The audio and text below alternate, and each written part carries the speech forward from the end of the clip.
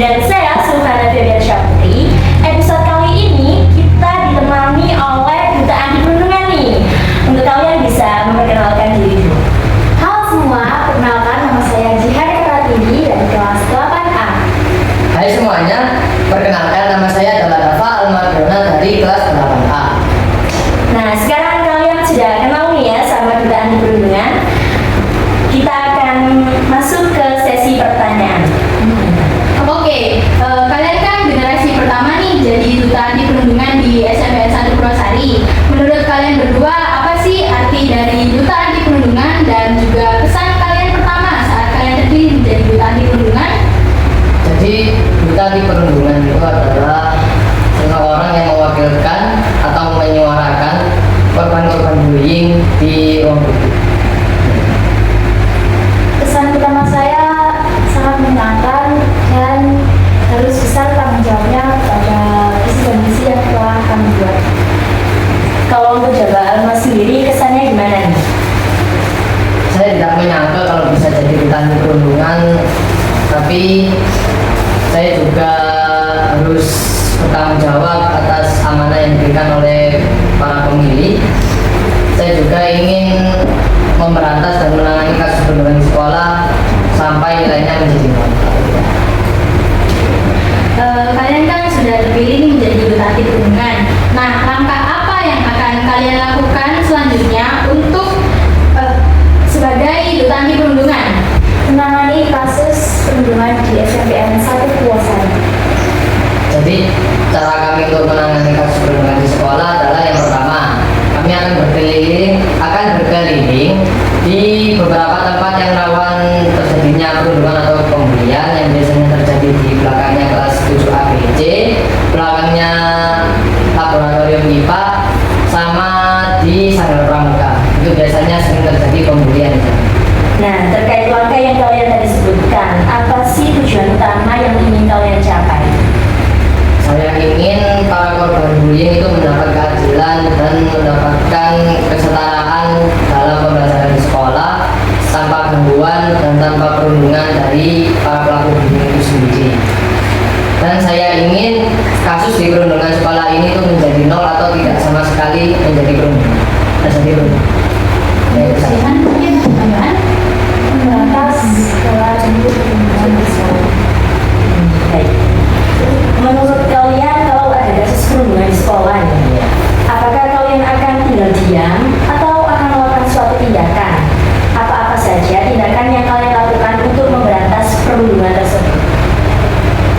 Hal pertama yang akan kami lakukan adalah yaitu mengamati siapa yang benar dan siapa yang salah agar untuk menghindari yang terjadinya fitnah. Lalu setelah mengetahui siapa yang benar dan siapa yang salah, kami akan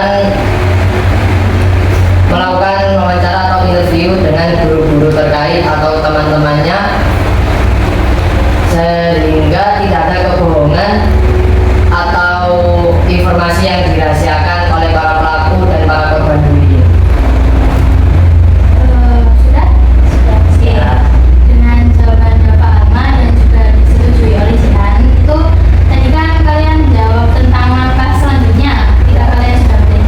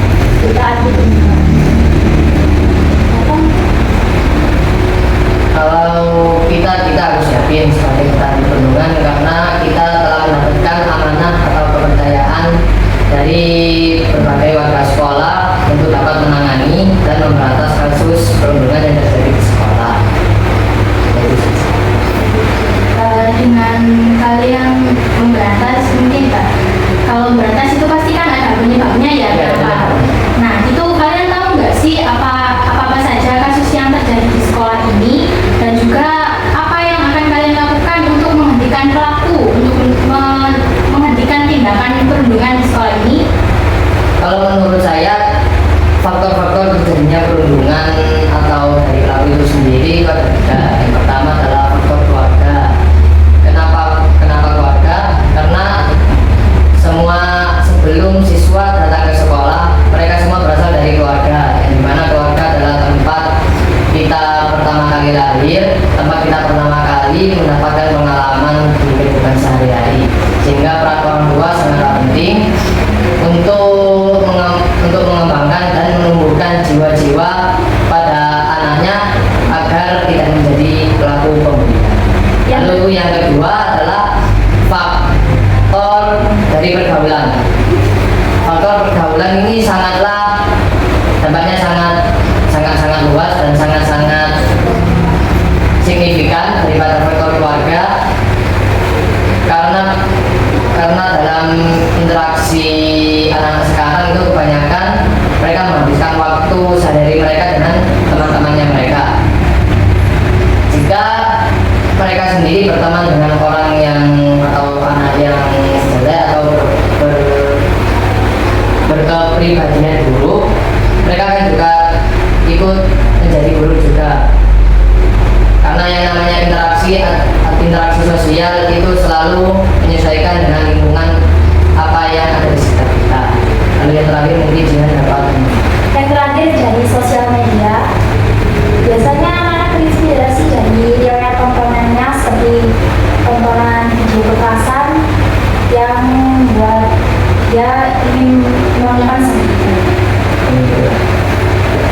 Seperti yang disampaikan Jihan dan Dava barusan seputar faktor-faktor, memang benar kita harus mencari teman, mencari lingkungan, dan mencari tontonan yang memang Positif. iya, berdampak positif bagi kita dan juga tidak ada negatifnya ya. Baik, kalian pernah tidak menemukan berbagai macam tindakan bullying di sekolah ini? Saat kalian melihat kejadian tersebut, apa yang kalian lakukan? Kalau saya sendiri, yang pertama saya lakukan adalah melihat, mendengar dan mengamati. Karena kalau kita langsung bertindak, kita seperti seakan-akan so tahu dan so keras.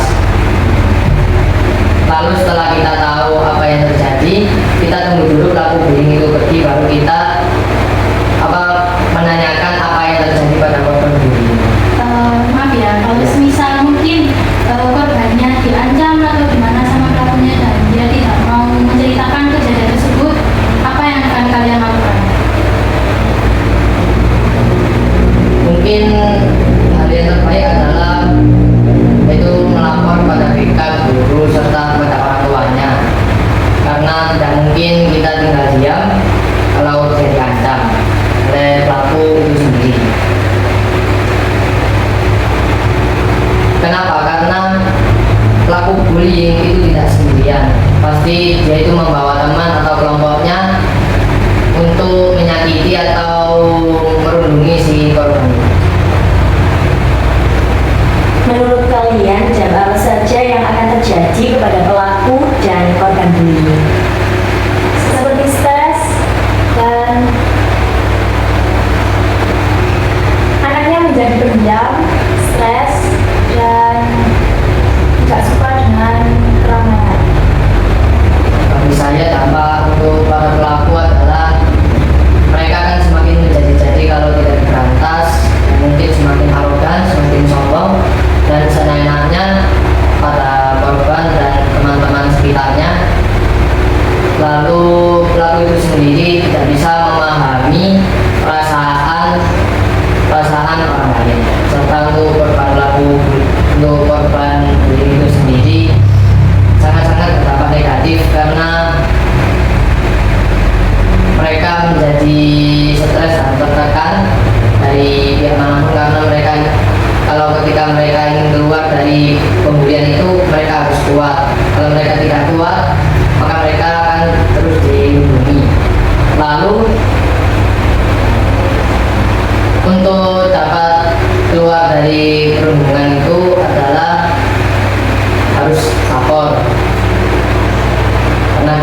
karena korban itu biasanya lemah dan pelaku itu yang kuat. Oke, dari jawaban Bapak Ahmad